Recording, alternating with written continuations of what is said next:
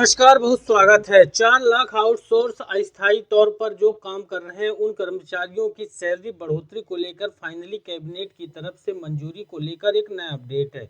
यहां पर बता दें कि देश के अलग अलग राज्यों में अस्थायी तौर पर संविदा कर्मी या फिर अन्य कैडर बना करके सरकारों के द्वारा लगातार कैंडिडेटों से काम लिया जाता है, लेकिन इन जो अस्थायी कर्मी है, संविदा कर्मी है, डेली बेसिस है, दैनिक वेतन भोगी है, इस तरह के कर्मचारियों को सरकार समय समय पर इनको इनकी सैलरी बढ़ाना चाहिए, लेकिन सरकारें केवल बड़े ऐलान करती है। अब यहाँ पर देखिए 4 लाख आउटसोर्स कर्मचारियों की सैलरी बढ़ोतरी को लेकर एक नया अपडेट आपके सामने है, जिसमें से आउटसोर्स कर्मचारियों को 20 से 40 हजार रुपए तक सैलरी मिलने वाली।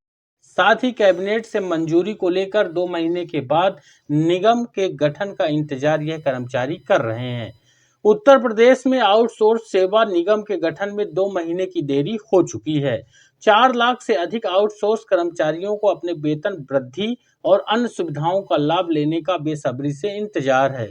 सचिवालय प्रशासन विभाग अब कंपनी अधिनियम में पंजीकरण कराने की तैयारी शुरू कर चुका है।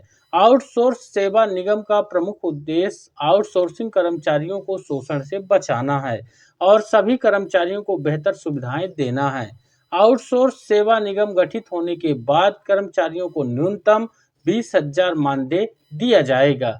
आउटपुट सेवा निगम के गठन की मंजूरी उत्तर प्रदेश सरकार की कैबिनेट द्वारा दी गई है, जिसकी मंजूरी यहां पर पहले ही दी जा चुकी है। अब आउटसोर्स एम्प्लॉय की सैलरी में बढ़ोतरी यहां पर कितनी हो सकती है? उत्तर प्रदेश आउटसोर्स सेवा निगम गठन के प्रस्ताव पर कैबिनेट की स्वीकृति मिले 2 महीने का समय हो चुका है, लेकिन अभी तक निगम का गठन नहीं किया जा सका है। आउटसोर्स सेवा निगम गठित न होने के कारण आउटसोर्स के माध्यम से प्रदेश में कार्य कर रहे 4 लाख के करीब या फिर इससे अधिक कर्मचारियों का मानदेय में वृद्धि और अन्य सुविधाओं का लाभ प्राप्त नहीं हो पाया है।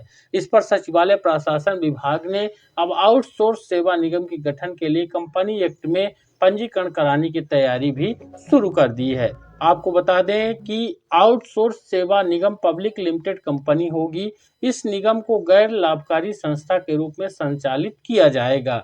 सचिवालय प्रशासन विभाग की ओर से प्रमुख सचिव मनीष चौहान द्वारा दी गई जानकारी के अनुसार कंपनी एक्ट में रजिस्ट्रेशन से पहले सभी औपचारिकताएं पूरी कर ली गई हैं। कंपनी बन जाने के बाद सबसे पहले महानिदेशक की नियुक्ति की जाएगी। वहीं इसके बाद आउटसोर्स सेवा निगम के गठन से संबंधित अन्य प्रक्रियाएं पूरी कर ली जाएगी। साथ ही आउटसोर्स सेवा निगम के गठन का शासनादेश क्या है, जिस पर गौरतलब है कि मुख्यमंत्री योगी आदित्यनाथ की अध्यक्षता में 2 सितंबर को कैबिनेट बैठक में आउटसोर्स सेवा निगम के गठन को मंजूरी दी थी। इसके बाद 20 सितंबर 2025 को आउटसोर्स सेवा निगम के गठन के लिए शासनादेश जारी कर दिया गया है। शासनादेश जारी होने के समय अनुमान लगाया जा रहा था कि आउटसोर्स सेवा निगम का गठन 2 महीने के भीतर हो जाएगा। उसके बाद कर्मचारियों की सैलरी बढ़ोतरी तो होगी ही, साथ ही आउटसोर्स के माध्यम से नई भर्तियां भी शुरू कर दी जाएंगी। इसको लेकर लाखों कर्मचारियों के शोषण से इन कर्मचारियों को मुक्ति मिलेगी। इस निगम के गठन के प्रमुख उद्देश्य है, जिसमें प्रदेश के आउटसोर्सिंग कर्मचारियों को शोषण से मुक्ति दिलाना है। आउटसोर्स सेवा निगम गठित होने के बाद सभी भारतीय निष्पक्षता और पारदर्शिता के साथ होगी, जिस पर कर्मचारियों को न्यूनतम 20,000 मानदेय मिलने लगेगा। कर्मचारियों को प्रत्येक महीने की 5 तारीख तक मानदेय का भुगतान कर दिया जाएगा, जिस पर मानदेय सहित महत्व और अवकाश चिकित्सीय ये तमाम तरह की सुविधाएं यहाँ पर मिल जाएंगी। आउटसोर्स कर्मचारियों को मिलने लगेंगी। अब उम्मीद की जा रही है कि नवंबर में आउटसोर्स सेवा निगम गठित हो जाएगा और कर्मचारियों को ये सभी सुविधाएं मिलने लगेंगी। साथ ही कर्मचारियों के लिए मिलने वाला न्यूनतम वेतन भी मिलने लगेगा।